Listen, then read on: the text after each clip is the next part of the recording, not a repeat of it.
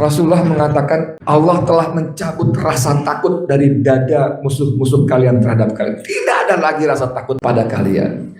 Dan itu terjadi karena kalian mendapat kena penyakit al-wahan. Dan hari ini dengan segala hormat dan mohon maaf terjadi pada kita. Di Indonesia saja jumlah kita 87%, Pak. Dari 276 juta penduduk Indonesia, 87% yang itu orang Islam, dan itu berarti sekitar 220 juta orang Indonesia beragama Islam. Banyak apa banyak? Tapi walaupun kita banyak 87%, 220 juta lebih, kita dizalimi. Undang-undang, aturan, segala macam untuk menzalimi kita umat Islam. Agama kita dihina. Setiap hari orang menghina Islam, orang menghina agama Islam, orang menghina Al-Quran, orang menghina Nabi, orang menghina para ulama kita. Terus-menerus menebar fitnah dan penistaan terhadap Islam. Teman-temannya Arif deh gantian. Ada si Permadi, ada si Kuntet, Eko Kuntet itu kan, ada si Ade Armando, ada si Denny Siregar. Orang-orang itu sakti mandraguna tak tersentuh hukum, dan kita nyaris nggak bisa, atau mohon maaf kalau saya nggak sopan, nggak berani melakukan apa-apa. Jadi kalau sekarang kita dizalimi terus-menerus oleh kelompok minoritas, oleh orang-orang munafik, orang-orang kafir harbi, orang-orang komunis. Artinya apa? Ini please buka deh pikiran kita, akal kita. Jangan pernah lagi bilang nggak boleh ngomong politik. Di tangan orang-orang zalim, di tangan orang-orang yang tidak takut kepada Allah, di tangan orang-orang yang mengabaikan agama, firman Allah, syariat Allah, maka politik menjadi kejam dan bengis, jahat.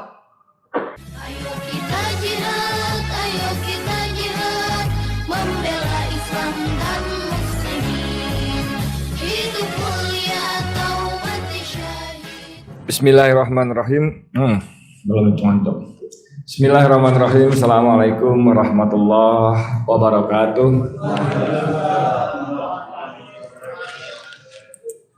Alhamdulillah. Walladzi arsala rasulahu bil huda wa dinil haqq liyudhhirahu 'alad dini kulli walau karihal musyrikun. Asyhadu an la ilaha illallah wahdahu la syarika lah wa asyhadu anna Muhammadan abduhu wa rasuluhu la nabiyya ba'dah. Allahumma shalli ala Muhammad wa ala alihi wa sahbihi wasallim. Alhamdulillah, puja-puji syukur kita panjatkan kehadiran Allah SWT. Allah satu-satunya Tuhan yang tidak ada Tuhan selain Dia. Kita sudah bersumpah, berjanji, berikrar. Bersumpah, berjanji, berikrar bahwa kita hanya akan mengibadahi, kita hanya akan menyembah, beribadah kepada Allah SWT saja. Dan itu artinya pada saat yang sama kita akan menolak apapun dan siapapun sebagai Tuhan, sebagai Tuhan tandingan selain Allah. Karena apapun dan siapapun tadi bukan Tuhan, Tuhan palsu, Tuhan lemah, yang bahkan tidak mampu menolong dirinya sendiri, apalagi memberikan syafaat pada orang-orang yang menyembahnya. Kemudian kita mohonkan semoga salawat dan salam semoga Allah limpahkan pada Nabi Muhammad SAW serta keluarga, sahabat dan pengikutnya, yang mudah-mudahan kita semua di Masjid An-Nur yang Allah muliakan ini kelak mendapatkan syafaatnya di yaumil akhir. Amin ya rabbal alamin. Kalau saya minta matiin ini boleh nggak? Kipas angin. Dingin. Ya. Alhamdulillah, makasih. Ini mohon maaf banget nih, banyak senior-senior, masya Allah, Pak Haji, guru-guru, ya Allah, para ulama, masyayikh, asatid. Saya pagi ini disuruh basit jadi anak yang songong, duduk di atas. Mohon maaf banget. Tadi Pak Haji yang jadi MC, saya sama sekali bukan ustadz. Saya cuma temannya Basit yang jadi wartawan sekaligus YouTuber aja, ya. Jadi kalau berharap ilmu segala macam, masya Allah di sini jauh lebih memadai, lebih layak ketimbang saya. Di please tidak lagi berustad-ustad kepada saya. Ibu, gimana kabar Bu? Sehat Bu? Bener Bu ya, sehat Bu ya? Semua udah turun harga nih ya, minyak, telur apa udah turun ya? Pelan-pelan Bu, semangat banget.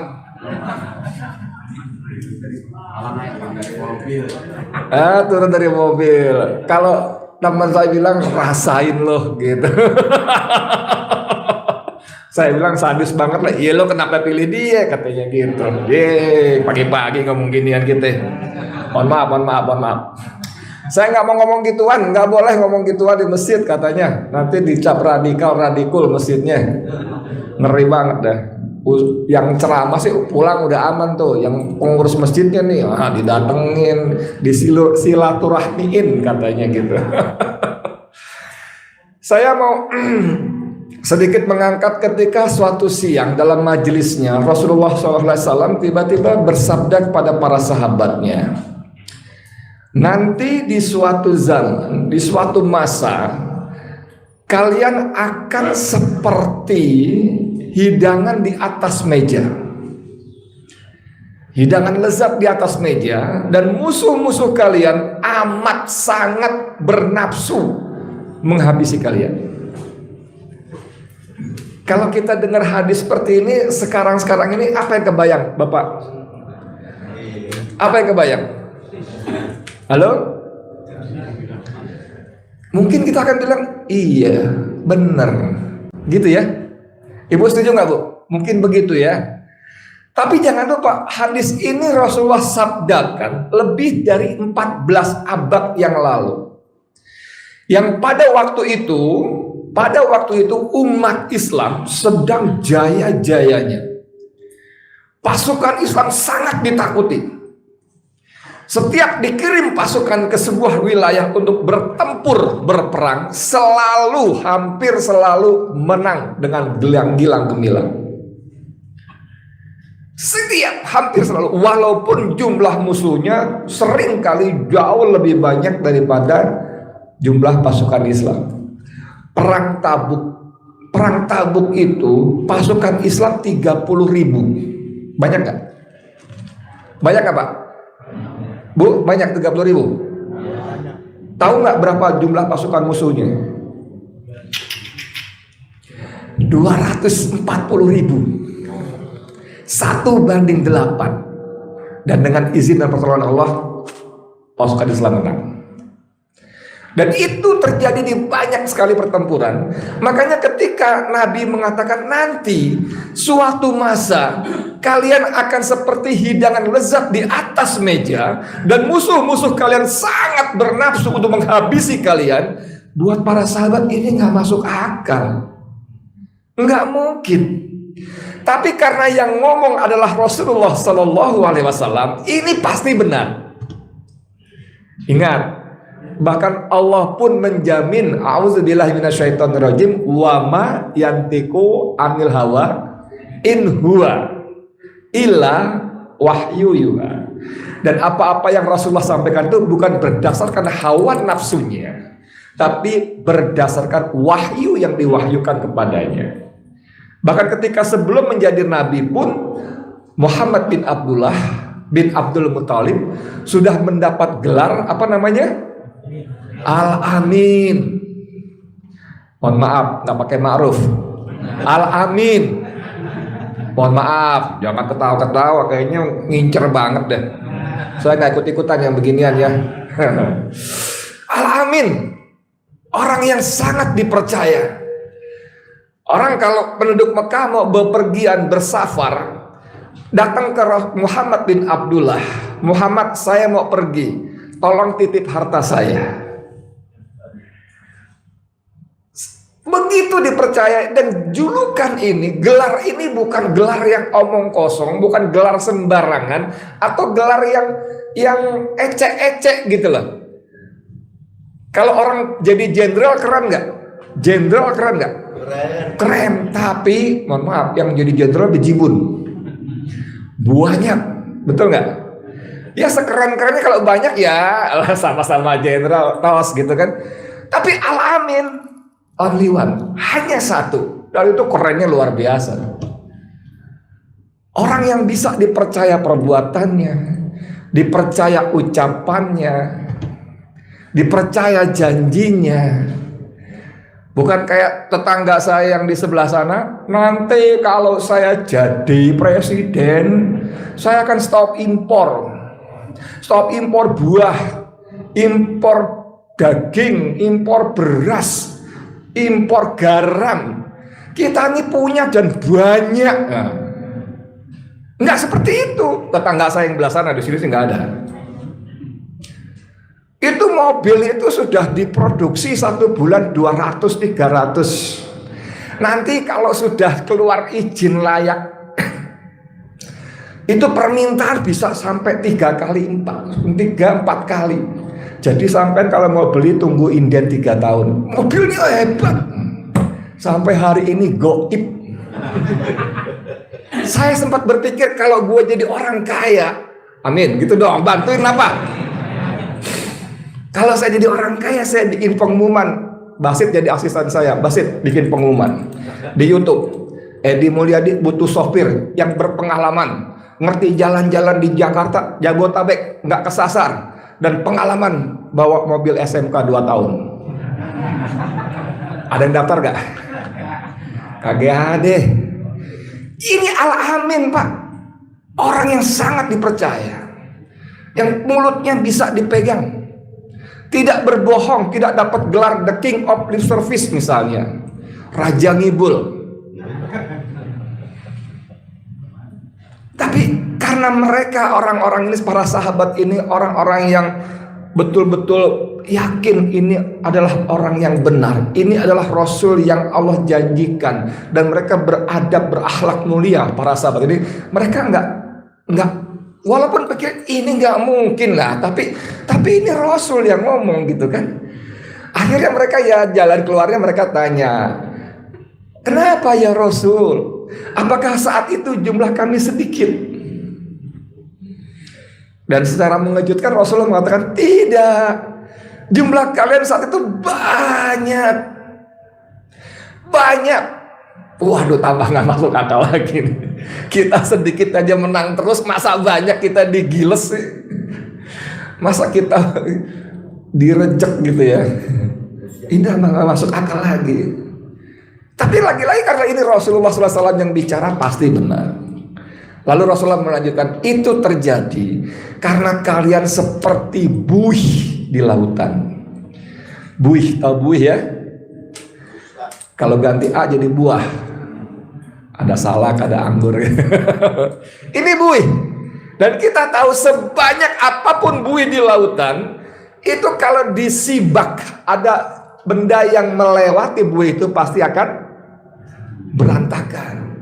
Yang lewat itu nggak perlu kapal tanker yang gede gitu, yang 50.000, 100.000 ton beratnya, nggak perlu kapal-kapal barang yang bawa kontainer gede-gede, enggak. Bahkan yang lewat itu nggak perlu perahu nelayan, nggak perlu. Cukup sepotong balok atau sepotong ranting yang lewat di buih-buih itu akan terjadi. Apa yang terjadi dengan buih itu? Buih tersibak. Nggak mampu buih itu menahan sepotong ranting yang lewat. Aduh, para sahabat tambah bingung lagi. Mana mungkin kita banyak tapi kualitas kita seperti buih.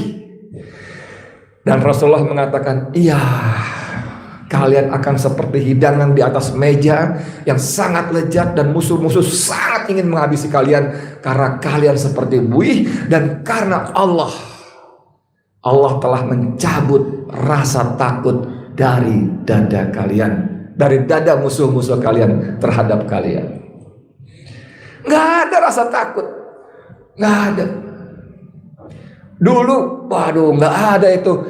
Nggak ada kelompok-kelompok yang berani menghina Islam, berani menghalangi dakwah. Nggak ada. Karena setiap kali Rasulullah menulis surat kepada para kaisar, para raja, para kepala suku, itu Rasulullah mengatakan, kami datang membawa Islam. Tolong terima dengan damai.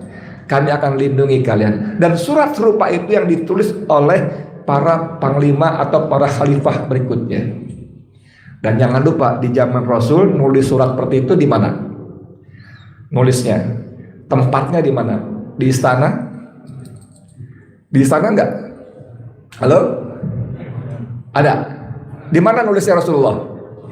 Di masjid. Di masjid. Jadi kalau hari gini ada orang bilang, jangan ngomong politik di masjid. Di masjid ngomongnya yang adem-adem aja, yang sejuk-sejuk aja, ngomong iman takwa aja. Kita tanya, Nabi lu siapa? Kok gitu? Iya, Nabi gua gitu. Nabi gua Muhammad sallallahu alaihi wasallam itu menjadikan masjid sebagai pusat pembinaan umat. Dari masjid Rasulullah bicara soal sholat, soal zakat, soal infak, sedekah, soal tayamum, bagaimana wudhu, tangan kumur, diajarin dari masjid. Betul? Tapi dari masjid juga Rasulullah menulis surat kepada kepala suku, kaisar, raja. Dan Rasulullah memberikan bubuh stempel. Dalam suratnya itu, di cincinnya itu ada tulisan Allah, Rasul, Muhammad. Jebret, stempel. Dan itu ditulis oleh Rasulullah sallallahu alaihi wasallam sebagai nabi sekaligus sebagai Rasul, ya, sebagai kepala negara. Itu sekarang namanya surat diplomatik. Nah, bagaimana mungkin surat-surat kepada raja, kepada kaisar itu bukan urusan politik? Dari masjid juga Rasulullah membuat SK, mengirim sahabat ini kamu jadi gubernur di sana, sahabat ini jadi gubernur di situ. Mana mungkin urusan gubernur bukan urusan politik? Betul? Dari masjid juga Rasulullah mengirim pasukan perang, menunjuk kamu jadi panglima, kamu jadi panglima, kamu jadi wakil panglima, kamu jadi wakil panglima 2 dan seterusnya sebagainya. Dari masjid. Jadi siapa bilang urusan perang bukan urusan politik? Jangankan perang ke medan pertempuran, menuju pertamburan aja itu Dulu ada yang salah dengar, panglimanya bilang kamu kirim pasukan ke medan pertempuran. Dia salah dengar, kirim pasukan ke medan pertamburan. Nyopot baliho pertamburan, salah dengar. Itu urusan politik semua. Nah, Rasulullah mengatakan itu terjadi karena Allah telah mencabut rasa takut dari dada musuh-musuh kalian terhadap kalian. Tidak ada lagi rasa takut pada mereka, pada kalian. Dan itu terjadi karena kalian kena penyakit al-wahan. Kalian kena penyakit wahan. Apa pula ini wahan? Apakah ini sejenis ongol-ongol? Ada ongol-ongol nggak ya? Combro gitu ya. Mahwa al-wahan ya Rasulullah. Rasulullah berkata wahan itu hubbud dunia wa karahiyatul maut. Kalian cinta dunia dan kalian terlampau takut mati.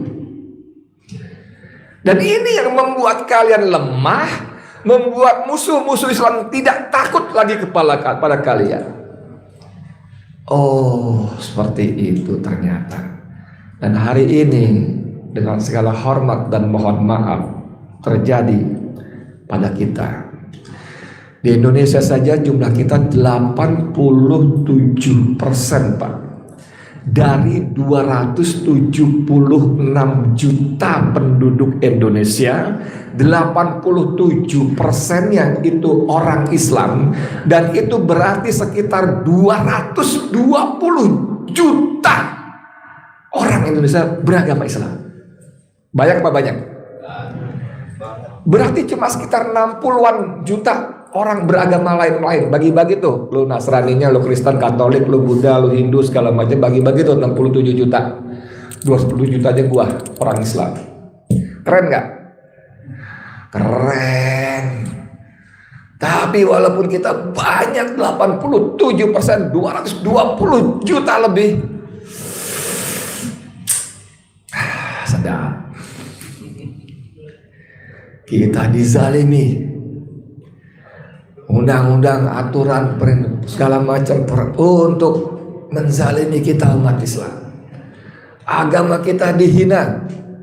Setiap hari orang menghina Islam, orang menghina agama Islam, orang menghina Al-Quran, orang menghina Nabi, orang menghina para ulama kita. Dan kita nyaris nggak bisa, atau mohon maaf kalau saya nggak sopan, nggak berani melakukan apa-apa. Ngaco lo gitu udah begini-begini. Alhamdulillah kalau begitu. Saya yang kurang gaul berarti. Orang hina kita Pak, agama kita Pak. Ada lagi menghina Nabi, menghina kemarin yang terbaru, Allahmu lemah. Ini perlu dibela, kasihan dia loh katanya. Kalau Allah gua mah kuat, perkasa, nggak perlu dia bela. Ya alhamdulillah, orangnya udah ditangkap, dikandangin. Tapi ada orang-orang yang lebih jahat, terus-menerus menebar fitnah dan penistaan terhadap Islam. Teman-temannya Arif deh gantian. Ada si Permadi, ada si Kuntet, Eko Kuntet gitu kan. Ada si Ade Armando, ada si Denny Siregar. Orang-orang itu sakti mandraguna, tak tersentuh hukum. Dan kita tidak bisa berani mengatakan apa-apa, tidak bisa berbuat apa-apa karena mereka dilindungi begitu rupa. Ini saya tidak ingin berprovokasi, ya tidak. Tapi saya mendengar kisah dari Bang Abdullah Eha Mahua. Kenal ya? Abdullah Eha Mahua kenal ya? Waktu dia masih muda, dia datang ke Buya Muhammad Nasir dengan kawan-kawan HMI-nya. Dia ketua umum PB HMI, pengurus besar himpunan mahasiswa Islam. Marah-marah, anak muda kan, mahasiswa. Sekarang usianya 74, Bang Abdullah Mahua. Marah-marah dan tanda kutip mengecam orang-orang tua ini, Buya Nasir dan tokoh-tokoh tua. Dibilang tidak tegas, tidak berani, cuma ceramah pidato aja. Kami mau begini gitu. Waktu itu zaman Soeharto. Buya Nasir cuma senyum-senyum aja. Senyum-senyum aja. Kami mau begini-begini, Pak, kata Buya. Gimana? Ya kalau kamu tanya saya jangan, katanya begitu. Kalimatnya bagus gak? Kalau kamu tanya saya jangan. Kenapa? Kalau sampai kejadian kemudian orang-orang ditangkap lalu ditanya, kamu kenapa tangkap? Saya sudah minta izin sama Buya Nasir. Ya bahaya gak? Nah itu menjadi sesuatu yang, mohon maaf nih, kalau ini ada teman-teman yang sedang bertugas ya, nyatetin, laporin sama atasannya misalnya, kalau ada, saya yakin di Anur mah nggak ada ya. Ketika seorang anak muda bernama Hashim Yahya datang dari Surabaya tahun 70-an ke Jakarta, karena di situ pada waktu itu di Jakarta akan diselenggarakan sebuah konferensi gereja raya dunia. Tokoh-tokoh tua Muhammad Nasir, Kasman Singodimedjo, Anwar Haryono sudah memprotes, sudah beraksi, sudah turun ke jalan segala macam, tetap berlangsung rencana itu. Oke? Anak muda Hashim Yahya datang ke Jakarta, ke penginapan pendeta yang menjadi ikon acara itu. Orang bule. Cus. Selesai. Kabur. Sebelum kabur, Hashim Yahya datang ke Buya Nasir, lapor, Buya, saya sudah membunuh sang pendeta. Kata Buya, aduh kamu, sudah kamu sekarang lari, sembunyi. Apa yang saya mau katakan, Pak? Jangan banyak ngomong, just do it. Jangan banyak cakap, lakukan aja. Makin banyak ngomong makin gak jadi. Betul nggak? ini masalahnya sama teman-teman ini di live apa enggak? Live, wah susah deh ngomongnya deh. Kalau nggak live bisa dipotong diedit, tapi nggak apa-apa lah. Saya kan wartawan, cuma menceritakan yang terjadi, ya. Sekali lagi saya baru saja menceritakan, menyampaikan. Ini dulu ada kisah seperti ini datanya seperti ini, faktanya seperti ini. Silakan diolah sendiri. Nah kembali ke soal tadi, kenapa kita begitu besar tapi tak bermakna, tak berkualitas? Kenapa? Dalam salah satu firman-Nya, misalnya Allah berfirman, "A'udzubillahi minasyaitonirrajim, wala tahinu, wala tahzanu." Janganlah kalian merasa hina, merasa rendah. Wala tahzanu, dan jangan kalian merasa bersedih. Wa antum a'launa, dan sesungguhnya sebetulnya kalian itu a'launa, paling tinggi derajatnya. Jadi kamu jangan minder, jangan merasa hina, merasa rendah, nggak mampu, enggak. Wa antum a'launa, dan sesungguhnya kamu paling tinggi derajatnya. Tapi ayatnya nggak titik, ada satu potongan lagi. In kuntum mu'minin, jika kalian benar-benar beriman. Jadi Bapak Ibu Saudara yang saya hormati, kalau ayat pendek ini kita jadikan sebagai bahan untuk introspeksi, untuk muhasabah, untuk koreksi diri, maka kita akan berpikir, kok sekarang kita ini bukan cuma merasa hina. Ayat tadi kan wala tahinu, jangan kamu merasa hina. Wala tahzanu, jangan kamu merasa rendah. Baru merasa. Tapi prakteknya saat ini kita bukan cuma merasa, kita memang hina. Bahkan kita dihinakan. Kita memang rendah, bahkan kita direndahkan, kita dizalimi. Tapi kan gue orang beriman, benar. Iya, gue kan sholat 5 waktu, gue kan puasa, gue kan zakat, gue kan haji. Masa gue gak beriman? Benar. Iya benar. Oke, benar. Jadi yang salah ayatnya apa kitanya? Kalau kita beriman, kata Allah, kamu jangan merasa rendah.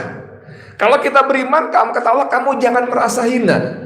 Kalau kita beriman, kata Allah, kamu umat mulia. Kenapa kita direndahkan, dihina, dinistakan, dizalimi? Apa yang salah, Pak? Apa yang salah? Berarti iman yang kita anggap kita beriman tadi di mata Allah belum pas. Atau jangan-jangan, mohon maaf, nauzubillah, memang kita belum beriman. Ngeri nggak? Ada seorang sahabat, dia bekerja memintal kain, membuat selembar kain. Dia kepepet aja, dia bikin selembar kain. Dia bikin sebagus-bagusnya kain itu. Setelah jadi, kain itu dibawa ke pasar, dijual ke pedagang kain sahabat yang lainnya. Dia yakin kain ini bagus, dia yakin akan jadi terjual dengan harga mahal. Kata sang sahabat yang menjadi pedagang kain, "Kamu mau jual berapa kain ini?" "Saya mau jual 5 dirham. Wih, pede banget. 5 dinar. Wih, pede banget. Oke, saya lihat sebentar. Ibu dilihat-lihat sama si tukang kain. Lalu dia mengatakan, "Maaf saudaraku, saya tidak bisa membeli kainmu seharga 5 dinar. Kenapa? Kainmu cacat. Kenapa? Ini di sebelah sini pintalannya, tenunannya, maksud saya, tenunannya nggak rapi. Ada yang meleset di sini. Ada yang meleset di sini. Jadi saya tidak bisa membayar 5 dinar untuk kainmu ini." Apa yang terjadi, Pak? Bu, si sahabat yang membuat kain tadi, menenun kain tadi, menangis terseduh-seduh dan akhirnya sangat keras suara menangisnya. Sang sahabat yang penjual kain tadi merasa iba. "Ya udah, mohon maaf kalau ucapanku membuat kamu bersedih. Saya akan bayar kain kamu 5 dinar seperti yang kamu minta. Mohon maaf." Lalu si sahabat pembuat kain tadi yang menangis tadi mengatakan, tidak. Saya menangis bukan karena kain ini tidak kau bayar 5 dinar. Saya menangis karena saya merasa kain ini sudah sangat sempurna, sangat bagus saya buat, tapi di mata seorang ahli seperti kamu, ternyata kainku masih cacat. Kalau kainku saja cacat, bagaimana dengan amal-amalku yang aku merasa sudah sempurna? Di mata Allah yang maha hebat, maha sempurna, ternyata di mata Allah amal-amalku jauh dari yang bagus, dari sempurna. Bagaimana seandainya misalnya gini, saya mengatakan, ya Allah, berikan surgamu padaku. Lalu misalnya nih ya, Allah jawab, lu minta surga kenapa emang Edi? Saya kan habis sholat, saya kan menyembah engkau setiap hari 5 kali minimal. Saya bahkan tahajud. Oh gitu kan. Berikan surgaku seperti janjimu kepadaku pada dalam Al-Quran. Lalu kalau kemudian Allah menjawab, iya kamu sholat sih, tapi sholatmu kan gak khusyuk. Mati gak? Atau saya, ya Allah saya syahid, gugur di medan perang. Keren banget. Saya berhak surgamu, berikan surgamu padaku ya Allah. Kata Allah, iya sih, kamu memang perang mati, tapi niat kamu perang bukan untuk menegakkan agama Allah. Niat kamu perang bukan untuk lillah. Niat kamu perang supaya kamu disebut pemberani. Wih gila si Edi berani banget. Niat kamu perang supaya kamu disebut pahlawan. Jadi kembali ke ayat tadi, ketika kita merasa sudah beriman, tapi faktanya kita hina, kita rendah, kita dizalimi umat Islam, berarti perasaan kita tadi belum pas. Betul nggak? Keliru. Belum benar di mata Allah. Ayat lain misalnya, Bapak, Ibu, Saudara tahu nggak jualan apa yang paling menguntungkan? Ada yang tahu? Ada yang tahu jualan apa yang paling banyak untungnya? Menguntungkan? Halo? Ayolah ngomong nggak bayar kok, tenang aja. Dapat bubur lagi ntar insya Allah. Jual apa? Saya kasih tahu ya, rahasia, tapi jangan bilang sama orang-orang lain ya, rahasia nih. Jualan intan. Intan surullah dan surkum wa yusabbit aqdamakum. Jika kalian menolong Allah, menolong agama Allah, yang surkum, Allah akan tolong kamu. Jadi kalau sekarang kita dizalimi terus-menerus oleh kelompok minoritas, oleh orang-orang munafik, orang-orang kafir harbi, orang-orang komunis, dan sampai hari ini Allah belum beli kita pertolongan. Artinya apa? Artinya apa? Berani jawab nggak? Berarti Allah nilai kita belum menolong agamanya, karena Allah tidak pernah berdusta. Allah tidak pernah mengingkari janji-janjinya. Banyak ayat yang berbunyi innallaha la yukhliful mi'ad. Allah tidak pernah mengingkari, menyalahi janjinya. Jadi ketika Allah berfirman intan sirullah yansurkum, bahkan wa yusabbit aqdamakum, Allah akan meneguhkan kedudukan kamu, posisi kamu. Kok sampai hari ini kita masih hina, masih rendah, masih dizalimi, dan Allah belum tolong juga? Berarti di mata Allah kita belum dianggap cukup menolongnya, menolong agamanya. Kan agamamu lemah memang, Tuhanmu lemah, minta ditolong. Allah kok dibela-bela? Emangnya Allah nggak perkasa? Emangnya Allah lemah? Emangnya Allah nggak mampu? Kan begitu kan? Kan begini. Kita dengar orang-orang yang munafik, orang-orang yang penuh kedengkian terhadap Islam. Kamu ngajinya di mana sih? Masa Allah lemah dibela? Ada seorang tokoh besar mentah pernah jadi presiden, Tuhan tidak perlu dibela. Dan itu jadi quotation, jadi kutipan yang disebar di mana-mana. Tuhan tidak perlu dibela. Ngapain lo aksi-aksi bela Islam? Dasar kelompok Monaslimin. Monaslimin tahu ya? Berkumpul di Monas orang-orang Islam berjuta-juta. Ngapain? Emangnya Allah lemah? Emangnya Al-Quran menjadi hina karena ucapan seorang mulut seorang kutil babi, mulut jamban gitu. Al-Maidah 51 jangan mau dibuangin. Quran tetap tinggi, tetap mulia walaupun dinistakan orang gitu. Ngapain kamu bela-bela Islam? Kan begitu kan? Kepada orang-orang itu kan kita bisa bilang, ngapain kamu berzakat? Ngapain kamu bersedekah, infak? Ngapain?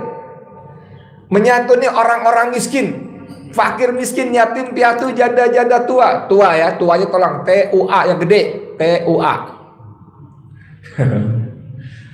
Ngapain? Emangnya Allah miskin gak mampu menyantuni mereka? Kan kita bisa bilang begitu. Tapi faktanya kan kita tetap berzakat, berinfak, bersedekah untuk membantu orang-orang itu. Walaupun kita tahu Allah itu maha kaya. Jadi ketika kita membela agama Allah, pertama itu perintah Allah. Kasih tahu sama orang-orang munafik, orang-orang kafir tadi, orang-orang yang nyinyir tadi. Allah perintah kita, ya ayyuhalladzina amanu kunu ansarallah. Wahai orang-orang beriman, jadilah kalian para penolong agama Allah. Allah perintahkan kita jadi penolong agamanya. In tansurullah yansurkum, jika kalian menolong agama Allah, itu Allah perintahkan. Allah perintahkan, bahkan dalam menolong agama Allah itu ada ayat yang lebih spesifik di surat At-Taubah atau Ankabut, saya lupa, 111. Wa'adallahu alladhina amanu wa amilus sholihat. Astagfirullahaladzim. Innallaha ashtara minal mu'minina anfusahum wa amwalahum bi anna lahumul jannah. Mohon maaf Bapak Ibu saudara yang saya hormati, para asatid ya, para ulama ya. Dalam banyak ayat Allah itu menyebutkan sering bi amwalikum wa anfusikum. Betul? Tapi di surat 111 ini Allah sebut innallaha ashtara minal mu'minina anfusakum wa amwalahum. Sesungguhnya Allah telah membeli dari orang-orang beriman anfus dulu, baru amwal. Dibalik, biasanya amwal dulu baru anfus. Anfusahum wa amwalahum bi annalahumul jannah, untuk ditukar dengan surga. Caranya gimana? Allah sebut yuqatiluna fi sabilillah. Dalam banyak ayat disebut yujahiduna, betul? Kalian berjihad di jalan Allah, betul? Ayat ini Allah pakai kalimat yang spesifik, khusus, jelas, terang benderang. Yuqatiluna, kalian berperang di jalan Allah. Berperang. Dan untuk memastikan lagi, Allah sebut lagi fayaktuluna wa yuktalun, kalian membunuh atau terbunuh. Nggak ada cerita lain, ini perang. Perang. Kalau yujahiduna, berjihad, kita bisa ngeles tuh. Jihad kan macem-macem. Cara bahasa kan sungguh-sungguh. Gue kerja pontang-panting, bersih, lurus, nggak nipu, nggak korupsi untuk anak istri gue, kan tuh jihad juga. Betul. Gua mahasiswa belajar sungguh-sungguh, itu kan jihad juga, betul, nggak salah. Tapi Allah di ayat ini pakai yuqatiluna, kalian berperang. Berperang. Wa'adallahu alladzina amanu, itulah janji Allah yang benar. Wa'dan alaiha fit Taurah wal Injil wal Quran. Dan itulah janji Allah yang benar yang telah Allah santumkan dalam Taurat, Injil, dan Al-Quran. Jadi kisah perang, kewajiban perang tadi, PERANG tadi, itu sudah Allah sebut dalam kitab-kitab yang sebelumnya. Jadi Bapak Saudara yang saya hormati, kalau kembali ke pembahasan awal tadi, harusnya kita tidak seperti ini. Tidak seperti ini. Kita punya modal itu dahsyat loh. Kita punya modal itu dahsyat. Islam itu Allah turunkan dengan sempurna, syumul. Al-Maidah ayat 3. Betul? Betul nggak? Halo, ngantuk ya? Ayat 3. Allah telah sempurnakan nikmatnya kepada kita. Allah sudah sempurnakan agamanya untuk kita. Dan Allah ridho terhadap kita, Islam sebagai agama. Allah sudah sempurnakan. Dan saya katakan ini modal penting, modal dahsyat. Karena tidak ada agama yang sesempurna Islam. Tolong kasih tahu kepada saya, ada nggak agama yang ngajarin kalau kamu mau masuk kamar mandi baca doa ini? Bahkan kakinya, kaki kanan dulu. Kalau kamu keluar kamar mandi baca doa ini, bahkan diajarin kakinya keluar kiri dulu. Ada nggak? Kalau kamu mau makan mungkin banyak baca doa makan, tapi yang spesifik doanya, bunyinya seperti ini, gak ada. Mau minum, bahkan minum pun diajarin, ambil tangan kanan, makan, minum dengan tangan kananlah kalian. Kalau makan minum dengan tangan kiri, maka setan ikut minum dan makan bersama kalian. Gak ada agama lain. Allah, Rasulullah mengajarkan nih, ini contoh aja nih ya. Bukan saya pengen minum, saya contoh aja nih. Baca bismillah. Minum 3 kali. Dicontohin nggak? Jangan meniup bernapas di gelas. Kalau minuman panas tunggu, jangan ditiup-tiup. Itu sedetil itu Allah ajarin. Ada nggak agama yang seperti itu? Mau tidur baca apa? Diajar. Bangun tidur baca apa? Diajarin. Mau bikin PR sama istri diajarin. PR ya? Diajarin semuanya. Ini tadi contoh minum. Waktu saya minum dengan cara itu, mohon maaf, ada yang dirugikan nggak Bapak Ibu? Yang merasa dirugikan karena saya minum tadi?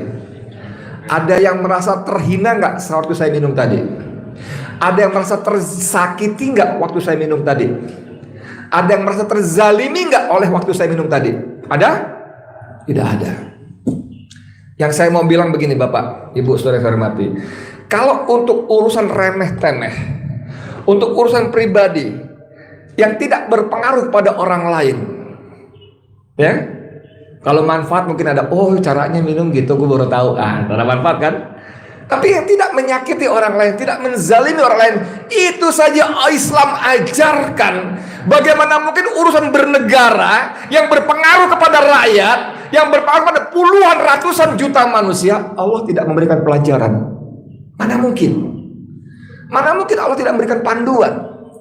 Mana mungkin? Mana mungkin? Kalau saya seenak-enak saya jadi pemimpin, lalu saya seenak-enak saya batalkan, saya bikin peraturan naikkan harga gas, naikkan harga listrik, berpengaruh nggak kepada rakyat? Ada yang nggak pengaruh, para cebong happy terus. Masa Allah nggak bikin panduan sih? Masa Islam nggak bikin aturan sih untuk persoalan sangat besar yang berpengaruh pada masyarakat banyak, rakyat banyak? Ini please buka deh pikiran kita, akal kita. Jangan pernah lagi bilang nggak boleh ngomong politik. Politik itu berpengaruh kepada manusia lain. Di tangan orang-orang zalim, di tangan orang-orang yang tidak takut kepada Allah, di tangan orang-orang yang mengabaikan agama, firman Allah, syariat Allah, maka politik menjadi kejam dan bengis, jahat. Tapi di tangan orang-orang yang amanah, orang-orang yang beriman, orang-orang yang takut pada Allah, maka politik Masya Allah. Anda bisa bayangkan suatu masa ada rakyat sebuah negara yang kebingungan harus membayar zakat kepada siapa. Karena apa? Karena seluruh rakyatnya sudah makmur. Dan itu terjadi di zaman pemerintahan Khalifah Umar bin Abdul Aziz yang cuma 2 tahun lebih sedikit. Bagaimana caranya bisa seperti itu? Bagaimana Umar bin Abdul Aziz memimpin negara sebagai khalifah kalau tidak menggunakan Quran dan Sunnah?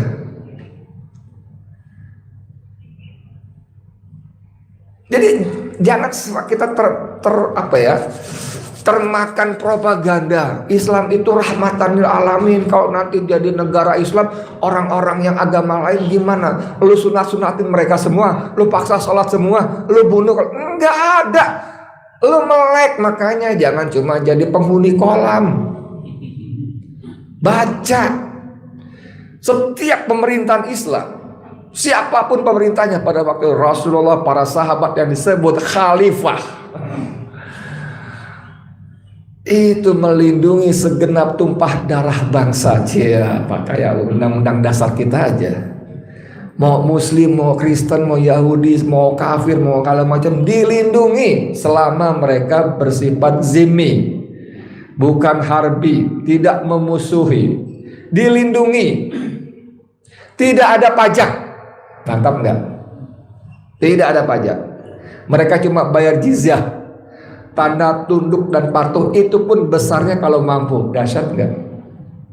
Semua dilindungi. Anda bisa bayangkan ketika Ali bin Abi Thalib menjadi khalifah, dia kalah di pengadilan karena dia tidak mampu membuktikan baju besinya yang disengketakan itu adalah milik dia.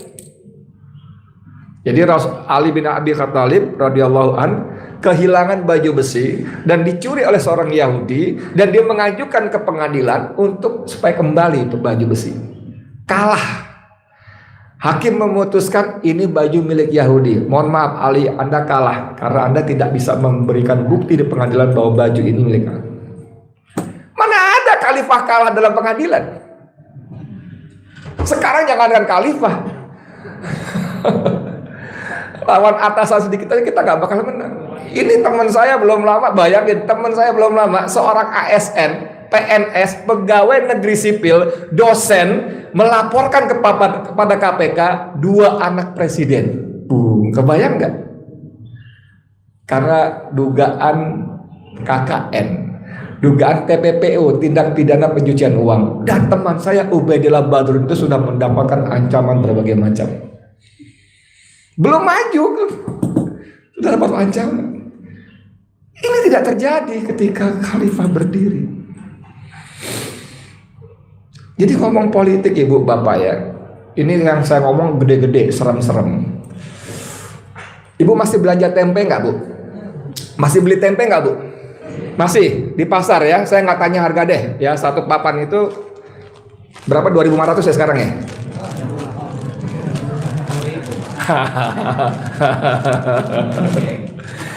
Kebayang nggak kalau saya ngomong, Bu, Pak ya, tempe itu di pasar tradisional yang kita beli itu politik. Nah, si Edi, itu politik. Tempe yang dibikin itu dari bahannya kedelainya. Dari mana kedelainya? Impor. Impor itu dilakukan oleh Bang Dullah, tukang cendol di pojok gang, betul? Yang impor tempe siapa? Bang Dullah, Pok Minah sana. Siapa impor tempe? Impor tempe dilakukan oleh pengusaha yang dapat izin impor. Izin impor itu diterbitkan oleh Menteri Perdagangan. Menteri Perdagangan itu jabatan politik, dan itu diberikan kepada konco-konconya. Bukan begini, yang begini. Saya nggak ngomong apa-apa ya. Gini. Itu politik. Ibu masih beli garam? Masih. Berapa harganya sekarang? 500 kilo? 1.000? Halo? Garam itu dijual nggak ada sekilo, 250 gram, betul bu? Satu kantong 250 gram ya. Berapa harganya bu? 3.000. Kalau 3.000 sekantong 250 gram berarti 1 kilo 12.000, betul nggak? Itu politik. Ngaco kan? Iya, karena garam yang kita makan itu impor, bukan dari Sumeneb, Madura. Terlampau sedikit produksi Sumeneb Madura untuk kebutuhan nasional. Impor dari India, dari Australia. Dan lagi-lagi izin impor diterbitkan oleh Menteri Perdagangan yang diberikan kepada teman-temannya. Dan itu semuanya nggak gratis. Tahun ini punya apa? Udah selesai? Oh, kirain udah berhenti loh. Selesai. Tahun 2015 saya masih mohon maaf ya, saya pernah jadi pejabat pemerintah. Keren nggak?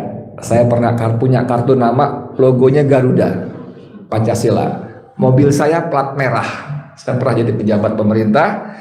Saya ikut rapat-rapat soal garam antara lain.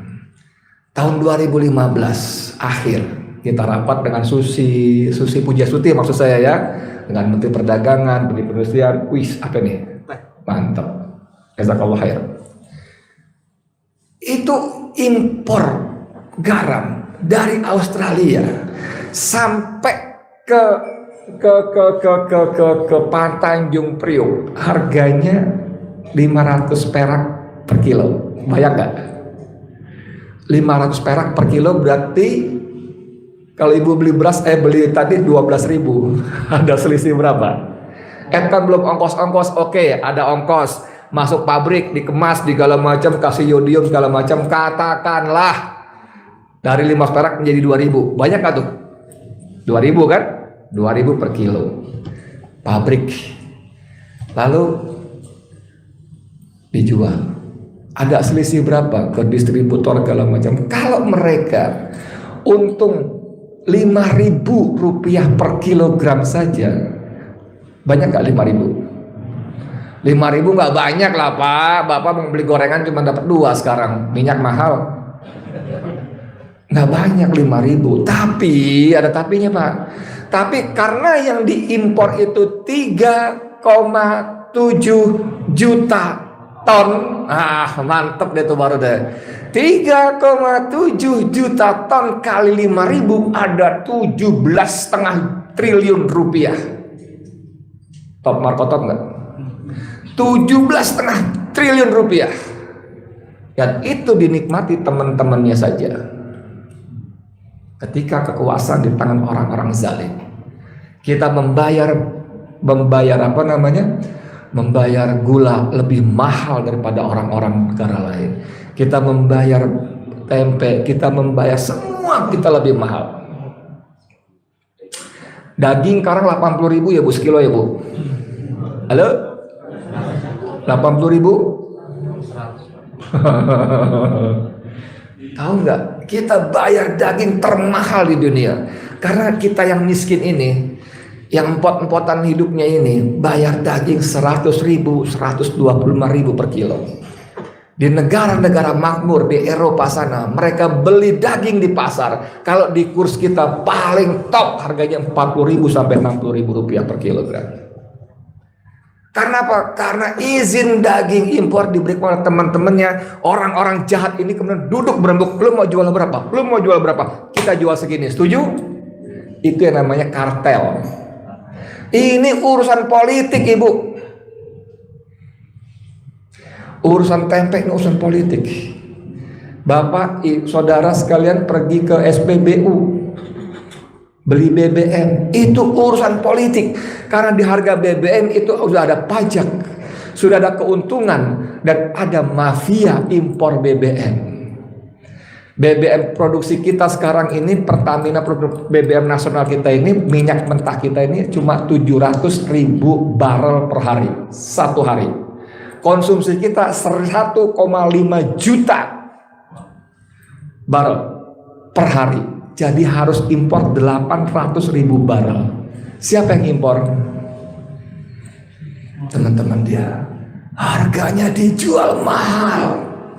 Waktu harga minyak dunia turun sampai $30, harga BBM di banyak negara turun. Di Amerika yang biangnya kapitalis liberal, harga seperti Pertamax dijual 4.500 per liter. Kita tetap bayar 9.000. Ini perampokan terus menerus. Ini urusan politik. Lalu kita bilang, gua mah nggak ikut-ikutan, gue netral. Pala lu pean. Nggak bisa netral, nggak bisa. Jadi di ujung ini saya mau bilang pada kita semua, pada saya dan kita semua, ayo melek. Sebagai penutup saya ingin mengutip surat An-Nur ya. An-Nur ayat 2, ayat surat An-Nur itu surat ke-55 ayat yang ke-24. Sebagai penutup ya. Ini bunyinya begini, sebentar. Aduh.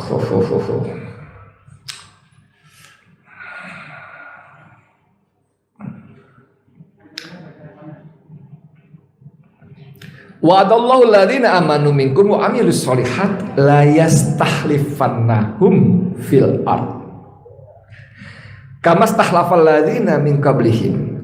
Dan Allah telah menjanjikan kepada orang-orang beriman di antara kamu yang beramal soleh. Oke? La yastakhlifannahum. Ada lam taukid. Ada lam yang menekankan sungguh. Kalau Allah bilang lam taukid sungguh, itu pasti, janji pakai pasti lagi. La yastakhlifannahum, bahwa Allah akan memberikan mereka kekuasaan. Mereka akan berkuasa kama stakhlafal ladzina min qablihim, seperti Allah telah pernah berikan kekuasaan kepada orang-orang sebelum mereka. Jadi Allah berjanji, Pak, Bu. Kalau kita beriman, kita beramal soleh, Allah akan berikan kita kekuasaan. Jadi kita memang harus berkuasa. Kalau saya jadi orang kaya, amin lagi nggak? Saya jadi orang kaya banget di daerah Menteng atas nih. Saya perintahkan pembantu saya, staf saya, tolong kamu data RT RW mana yang warganya harus kita bantu setiap bulan sembakonya. Bagus nggak? Tapi berapa yang bisa saya bantu? 10 rumah, 100 kakak, berapa yang bisa saya bantu? Berapa lama saya mampu membantu mereka terus-terusan? Walaupun saya kaya raya. Kalau saya kaya raya, saya punya perusahaan banyak, saya bilang lagi pada saya, tolong data warga Menteng atas ini, siapa yang nganggur, kita kasih kerjaan, suruh kerja di pabrik gue, di perusahaan gue. Berapa yang bisa saya serap? Berapa? Tetap terbatas. Tapi coba bandingkan, kalau saya jadi wali kota, saya bisa bikin SK peraturan yang memberikan bantuan kepada fakir miskin. Bisa nggak? Itu kalau wali kota. Kalau saya gubernur, kalau saya menteri, kalau saya presiden, itu yang saya maksud. Dengan kekuasaan itu, kita bisa berbuat lebih banyak. Para ustadz, kiai, ulama berbusa-busa ngomong di mimbar, jangan minum, itu khamr, itu haram. Jangan mencuri, itu terlarang, orang lain. Ada, dipatuhi nggak? Berapa yang matuhi? Buktinya masih tetap aja orang minum segala macam. Tapi kalau saya kapolsek, saya nggak perlu ceramah. Saya perintahkan, itu kamu berangkat ke sana, bawa pasukan kamu, regu kamu, itu di daerah itu rawan, kamu tangkap kamu. Ada. Kalau saya kapolda, kalau saya kapolri, lebih dahsyat lagi. Jadi dengan berkuasa kita bisa berbuat lebih banyak untuk kemaslahatan. Kita gunakan kekuasaan itu untuk mendekatkan diri pada Allah sebagai bukti bahwa kita syukur kepada Allah. Saya ajak, mari kita rapikan iman kita. Kita rapikan iman, dan please, saya betul-betul berharap jangan lagi kita merasa bangga dengan amal-amal kita, merasa puas dengan amal-amal kita. Selalulah kita takut, ya Allah, ini belum sempurna, tapi aku tahu Engkau Maha Pengampun, Engkau Maha Pemberi rahmat. Walaupun ibadahku tidak sempurna, walaupun aku masih banyak tidak ikhlas, walaupun sholat dan infak sedekah riya, walaupun banyak lubang, tapi Engkau Maha Pemberi rahmat, Engkau Maha Pengampun. Engkau akan terima amalku yang tidak sempurna ini. Sambil terus memperbaiki. Jaga hubungan dengan Allah. Kalau Allah suka kepada kita, ya. Tadi kalau intan surullah yansurkum, Allah akan tolong kita. Wa yusabbit aqdamakum, Allah akan beri kedudukan yang kokoh. Allah akan tolong kita. Sebagai bukti kita cinta kepada Allah, qul in kuntum tuhibbunallah fattabi'uni. Jika kamu mencintai benar-benar Allah, ikuti Rasulullah, ikuti jejak Rasul dalam kehidupan sehari-hari, dalam berdakwah amar ma'ruf nahi munkar dan sebagainya. Maka yuhibbukumullah. Enak enggak? Maka Allah akan membalas cintamu. Wa yaghfir lakum dzunubakum. Wih, kalau Allah cinta sama kita, Allah ampuni kita, dahsyat. Ya. Saya kira itu Bapak Ibu saya hormati, mudah-mudahan bermanfaat. Kurang lebih mohon maaf. Billahi taufiq wal hidayah. Assalamualaikum warahmatullahi wabarakatuh.